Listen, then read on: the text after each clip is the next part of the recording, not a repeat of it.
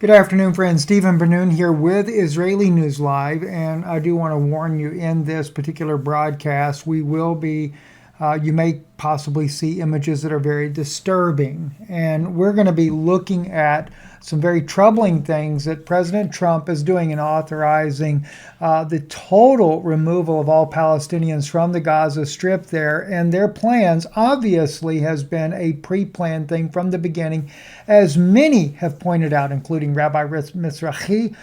You can even go to Ehud Barak, former Prime Minister of Israel, clearly showing things that were obviously part of what their plan is.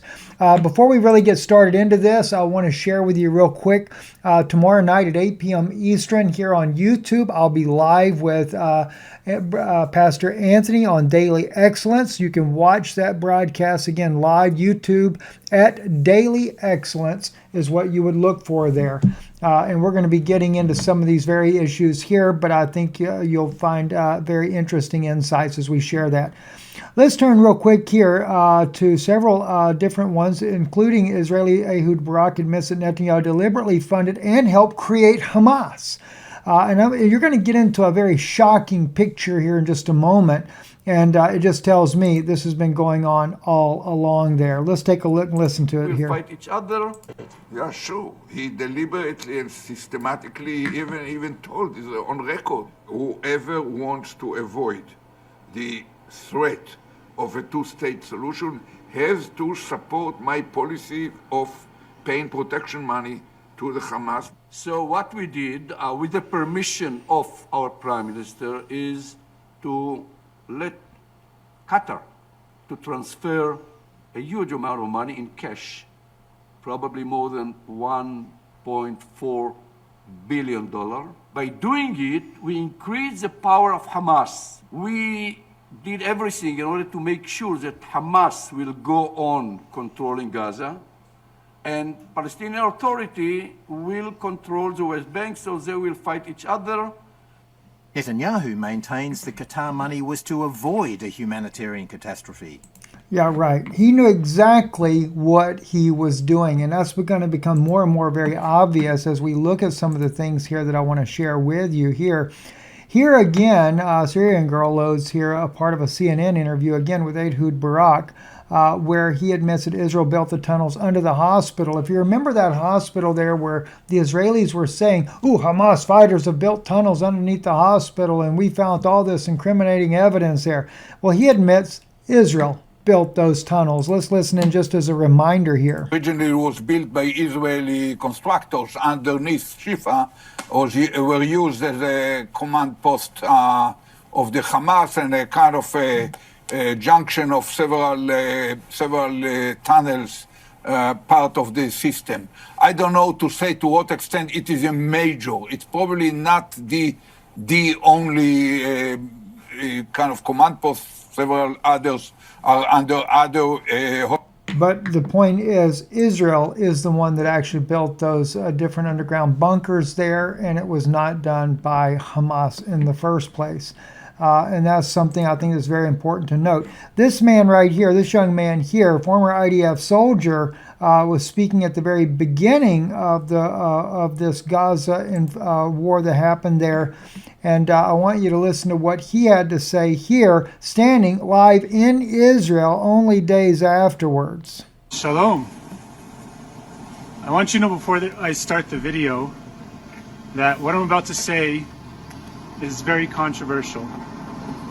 So if you don't have an open mind about what's going on in Israel right now, and you don't want to hear something that might rattle your preconceived notions a little bit, I suggest you turn off this video right now. I'll wait.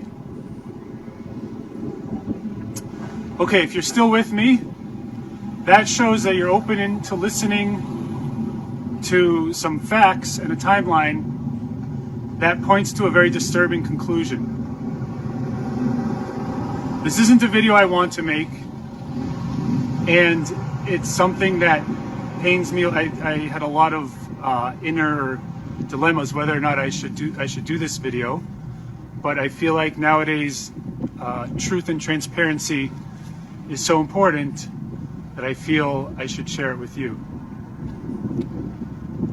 So we're all trying to make sense of what happened on October 7th, which is Shmini Atzeret.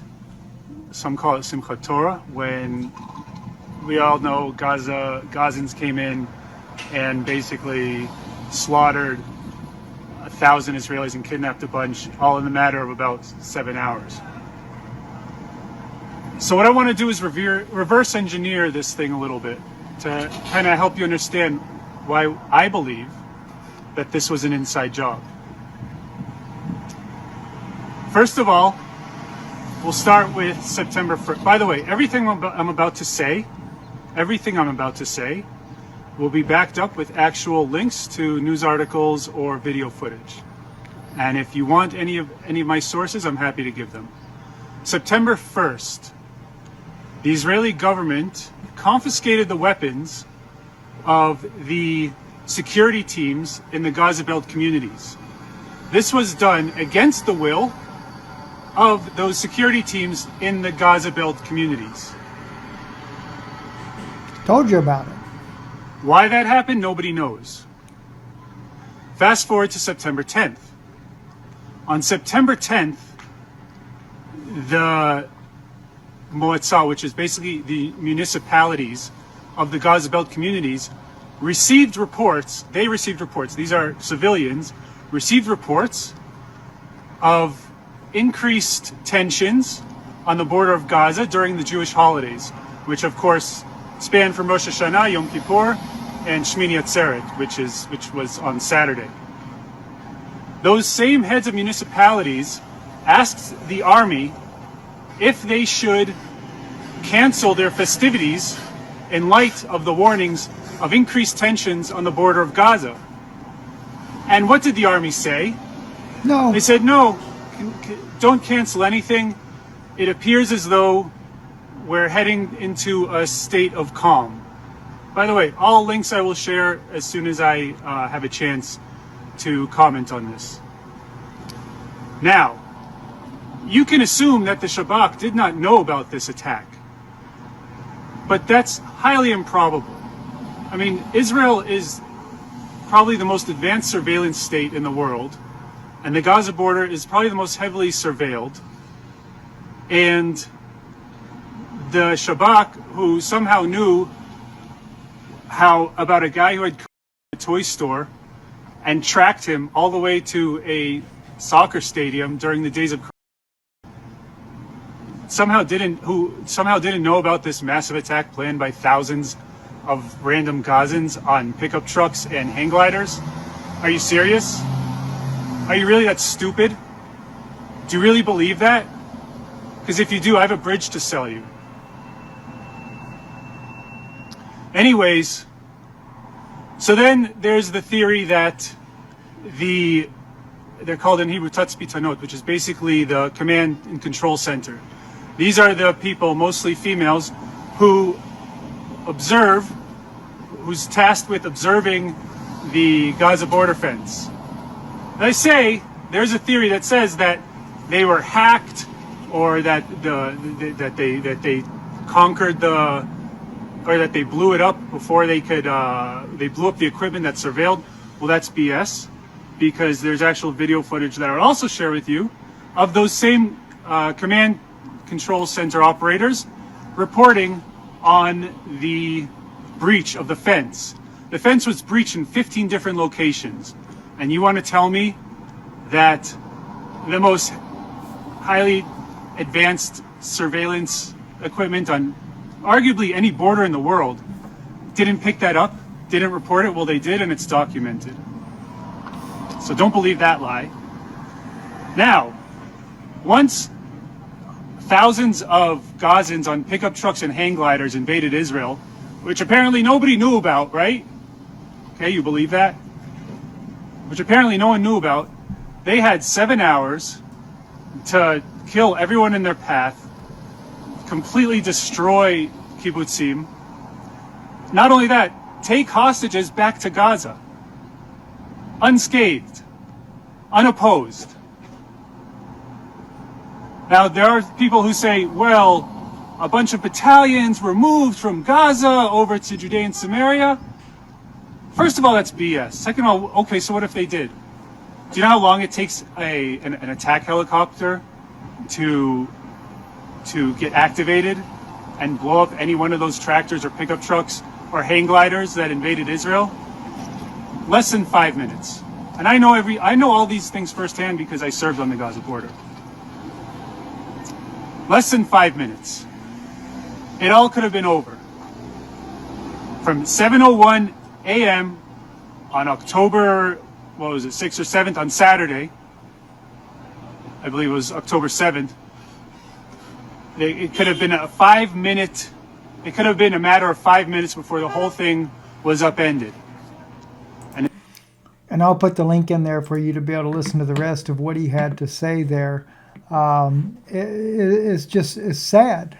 It's very sad that all this is happening the way it is, and nobody challenges it whatsoever. This right here, now this is going to be very disturbing for you to see here in just a moment here.